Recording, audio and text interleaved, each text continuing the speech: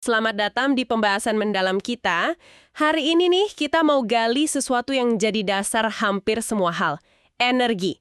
Sumber kita kali ini bab pertama dari buku How Innovation Works-nya Matt Ridley, fokusnya ke gimana sih terobosan energi itu membentuk dunia kita. Pernah kepikiran nggak energi di baterai HP buat nampilin foto sama energi induk bebek mengeram sampai telurnya jadi anak bebek itu, intinya sama. Iya, betul sekali. Sama-sama menciptakan keteraturan dari sesuatu yang acak. Kan nggak mungkin tuh foto digital atau anak bebek muncul gitu aja. Benar. Nah, inti inovasi mau di biologi atau teknologi, yaitu bikin keteraturan yang luar biasa ini. Dan kuncinya apa? Semuanya butuh energi. Dan soal energi ini, ketersediaannya, kemampuan kita pakainya, itu jadi kayak batas ya, seberapa jauh kita bisa inovasi. Selama kita bisa nyalurin energi dengan pintar, kita bisa terus bikin hal-hal yang lebih rumit. Nah, bab ini ngajak kita lihat salah satu lompatan terbesarnya, gimana manusia akhirnya bisa ngubah panas jadi kerja. Sebuah lompatan yang penting banget. Itu yang memicu revolusi industri, dunia modern kita ini. Tanpa itu, ya kita nggak bakal ngobrol kayak gini pakai alat elektronik. Jadi, misi kita hari ini, kita bedah pola inovasi energi dari sumber Anda ini. Mulai dari mesin uap pertama sampai, kejutan shale gas abad 21, mari kita mulai aja. Oke, siap. Kita mulai dari zaman dulu ya, sebelum abad ke-18. Waktu itu kan manusia pakainya dua macam energi yang beda banget. Ada panas ya dari kayu bakar, batu bara, buat ngangetin badan, masak. Terus ada lagi energi kerja. Ya, kerja mekanis. Nah itu dari otot, entah manusia atau hewan. Atau pakai kincir air, kincir angin. Buat mindahin barang, giling gandum, pokoknya kerja fisik gitu. Dan dua dunia energi ini benar-benar pisah. Nggak nyambung sama sekali. Api unggun ya nggak bisa dong dipakai mompa air dari sumur. Sebaliknya, tenaga kuda ya nggak bisa buat manasin ruangan. Bener juga ya. Nah, pemisahan ini tuh jadi batasan besar. Kemampuan buat nyambungin keduanya, mengubah panas dari api yang relatif gampang didapat, jadi kerja mekanis yang bisa diatur, itu kunci yang hilang. Kunci buat buka potensi kemajuan yang, luar biasa. Tanpa konversi ini, ya listrik, mobil, pesawat, semua kemakmuran modern ini nggak mungkin ada. Nah, masuklah si Thomas Newcomen ini ya kan. Sekitar tahun 1712 gitu. Mesin uap atmosferiknya itu jadi alat praktis pertama yang bisa ubah panas jadi kerja dalam skala yang berguna. Tapi menariknya, dia bukan yang nemuin konsep dasarnya loh. Oh, bukan ya? Bukan, sebelumnya udah ada Denis Papin sama Thomas Savery. Tapi Newcomen itu inovatornya. Ah, iya. Beda ya, inventor sama inovator. Krusial bedanya. Papin itu ilmuwan, Savery insinyur militer. Kalau Newcomen, dia itu pandai besi sama pedagang perkakas besi dari Dartmouth. Agak misterius malah asal-usul mesinnya, nggak ada catatan detailnya. Inovasinya lahir bukan dari teori, tapi dari kebutuhan banget. Ngeringin tambang batu bara yang makin dalam sering banjir. Kemungkinan besar sih mesinnya itu hasil dari, yaitu tadi ngoprek terus-menerus, trial and error yang nggak ada habisnya. Bener. Dia itu praktisi yang mecahin masalah di lapangan. Mesin pertamanya dekat Dudley Castle itu katanya kompleks banget untuk zaman itu. Jauh melampaui konsep awal Papin sama Savery. Dan mesin Newcomen ini punya sifat unik, otokatalitik. Autokatalitik. Artinya, dia memicu pertumbuhannya sendiri. Kayak bola salju menggelinding gitu. Makin lama, makin besar, makin cepat. Oh, gimana tuh maksudnya? Mesin Newcomen kan mompa air keluar tambang. Jadi, tambang bisa gali lebih dalam, lebih efisien. Batu bara jadi lebih banyak dan murah. Nah, batu bara murah bikin mesin uap berikutnya lebih murah dioperasikan. Makin banyak yang pakai mesin uap. Yang butuh batu bara lagi. Betul, siklusnya muter terus, dorong dirinya sendiri. Ini contoh bagus gimana satu inovasi bisa memicu inovasi lain dan juga pertumbuhan ekonomi. Ini nunjukin pola penting ya, kebutuhan praktis, terus dioprek sama praktisi di lapangan, trial and error, itu seringkali lebih ngefek di awal dibanding teori doang.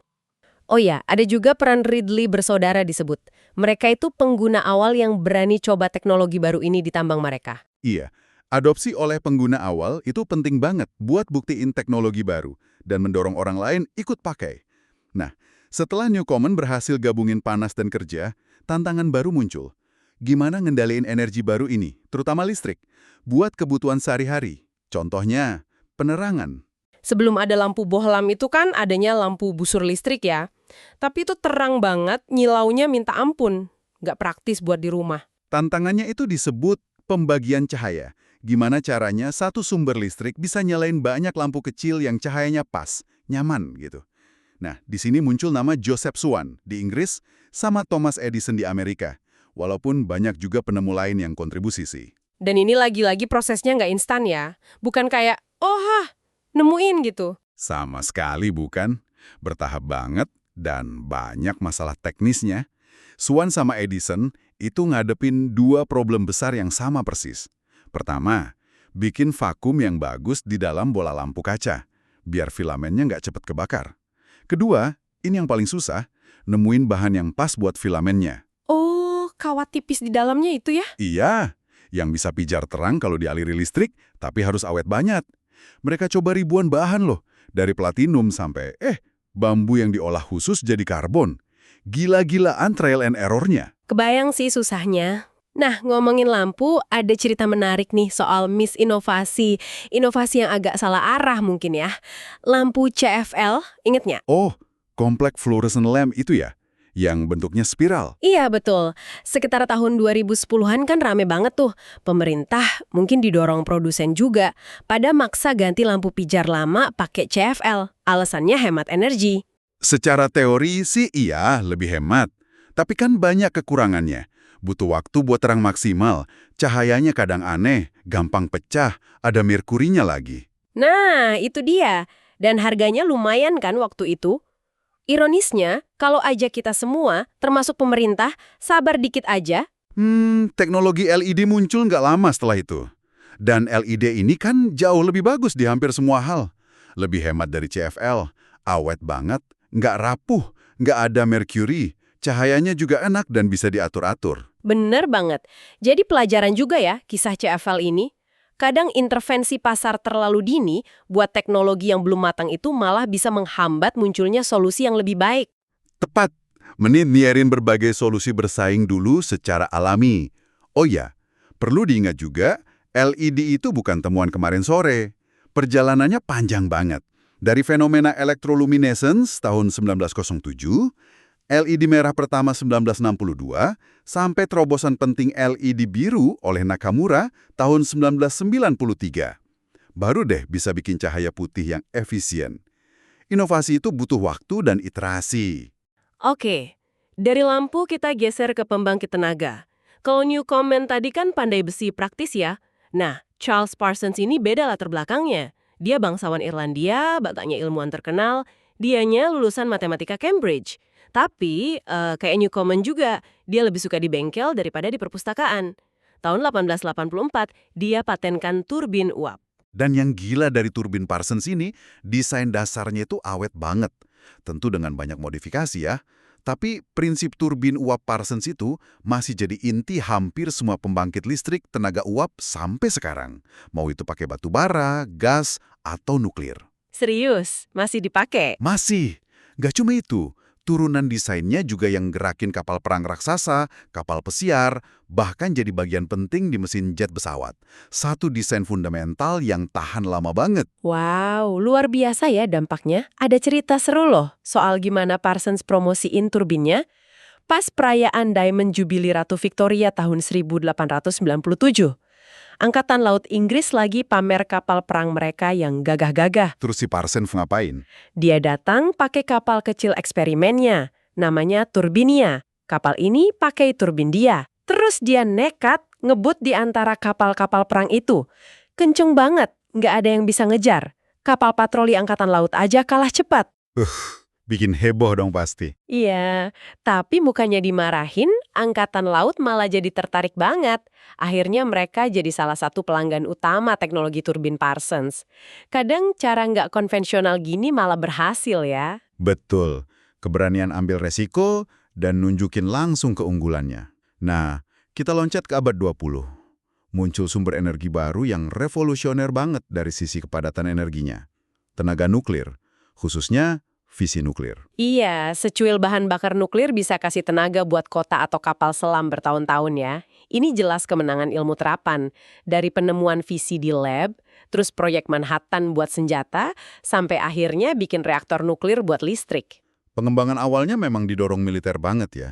Proyek Manhattan, terus program reaktor buat kapal selam Angkatan Laut AS di bawah Admiral Rickover. Tapi setelah tumbuh pesat di tahun 60-an, 70-an, industri nuklir sipil di barat kok kayak mandek ya? Kenapa tuh? Nah, sumber kita ini bilang masalah utamanya itu biaya yang terus membengkak. Inflasi biaya. Sebagian karena standar keamanan yang makin ketat, wajar sih setelah beberapa insiden. Tapi ada faktor lain yang lebih mendasar menurut Ridley. Industri nuklir ini, karena sifat teknologinya, susah banget manfaatin proses trial and error yang efektif kayak di bidang lain. Maksudnya gimana tuh? Ya bayangin aja, konsekuensi kalau gagal kan bisa fatal banget. Terus biaya bangun dan uji coba prototipe reaktor baru itu mahal bukan main. Jadi susah buat coba-coba terus gagal dalam skala kecil buat belajar nurunin biaya. Akibatnya, kita kayak kejebak sama teknologi reaktor generasi awal, yang PWR itu, Pressurized Water Reactor. Aman sih, tapi kompleks dan mahal banget bangunnya. Dan setiap mau ubah desain dikit aja, izinnya susah dan lama banget ya. Bikin PLTN jadi kayak proyek sekali jadi yang super mahal, kayak bikin piramida. Nggak bisa diproduksi massal kayak barang pabrik. Susah dapat penurunan biaya dari pengalaman. Salah satu harapan buat ngatasin ini ya konsep SMR, Small Modular Reactors itu, reaktor modular kecil. Idenya, komponen reaktor dibuat serial di pabrik, kayak bikin mobil, terus dirakit di lokasi. Harapannya bisa lebih standar, lebih murah karena produksi massal, dan ada kurva belajarnya. Tapi tantangannya masih gede ya? Masih, terutama biaya sertifikasi desain baru yang bisa miliaran dolar. Itu penghalang besar, apalagi buat reaktor yang ukurannya kecil. Sementara itu, fusi nuklir yang katanya lebih aman dan bersih, belakangan ini mulai nunjukin kemajuan nyata. Oh ya? Apa yang bikin maju? Terutama karena material baru kayak superkonduktor suhu tinggi. Itu bikin medan magnet buat nahan plasma panas jadi lebih kuat, lebih efisien, dan lebih murah. Terus juga ada desain reaktor baru yang lebih pinter, kayak Tokamak Paris. Bentuknya lebih kompak, katanya lebih stabil, dan murah. Tapi ya ujung-ujungnya tantangannya sama. Gimana bikin teknologi ini jadi ekonomis skala komersial, butuh produksi massal, dan trial and error yang efisien. Oke, nah sekarang kita ke cerita yang paling nggak disangka-sangka mungkin ya di abad 21 ini, revolusi shale gas atau gas serpih. Coba ingat deh, 1 atau 2 dekade lalu, semua ahli bilang pasokan gas alam dunia bakal menipis. Udah mau puncak gas katanya. Ternyata malah kebalikannya ya. Gara-gara inovasi teknik ekstraksi, gas alam jadi melimpah ruah dan murah, terutama di Amerika Utara. Bener-bener ngebalikin semua prediksi. Kuncinya itu kombinasi dua teknologi. Ngobor horizontal yang panjang banget sama teknik fracking atau perekahan hidrolik, khususnya yang pakai metode slick water. Dan ini lagi-lagi, kayak Newcomen, inovasi pentingnya nggak datang dari lab riset gede atau perusahaan minyak raksasa. Pelopornya justru pengusaha independen yang gigih banget, namanya George Mitchell. Mitchell ini punya hak eksplorasi di ladang gas Barnett, Texas. Dia tahu di situ banyak gas kejebak di batuan serpih, tapi gasnya nggak mau keluar pakai cara biasa. Dia habiskan waktu bertahun-tahun, duit ratusan juta dolar, coba macam-macam teknik fracking yang ada. Yang pakai gel kental mahal itu, hasilnya nihil, hampir nyerah dia. Terus gimana? Mau hemat biaya, soalnya perusahaan hampir bangkrut, dia coba pakai campuran fracking yang jauh lebih encer dan murah. Isinya cuma air, pasir, sama sedikit bahan kimia pelicin biasa. Nggak pakai gel mahal sama sekali. Harusnya sih nggak berhasil ya secara teori. Tapi malah berhasil. Justru itu, malah berhasil banget. Sumur yang di-frack pakai slick water ini ngasilin gas jauh lebih banyak dari perkiraan. Ini contoh klasik trial and error di lapangan yang hasilnya nggak terduga. Steinsberger sendiri awalnya nggak yakin kenapa kok bisa berhasil. Wah, gila juga ya. Jadi teknologinya duluan, baru penjelasannya nyusul. Betul.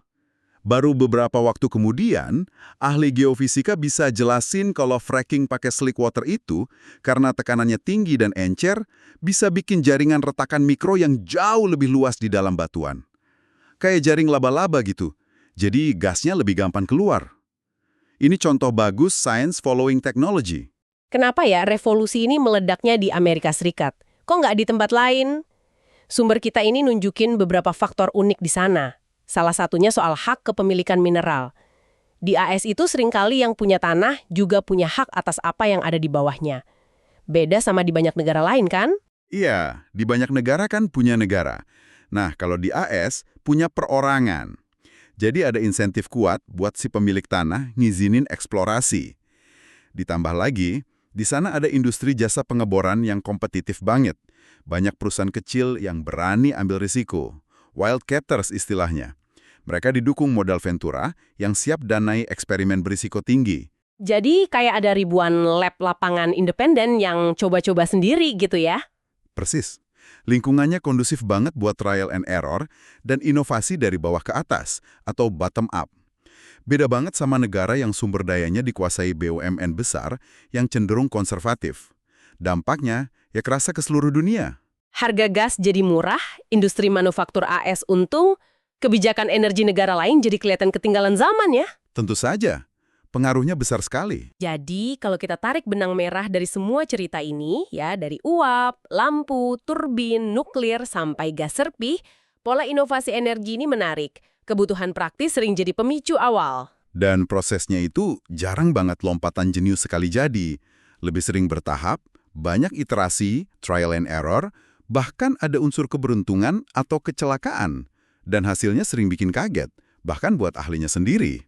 Energi itu ya bahan bakar buat semua inovasi lain.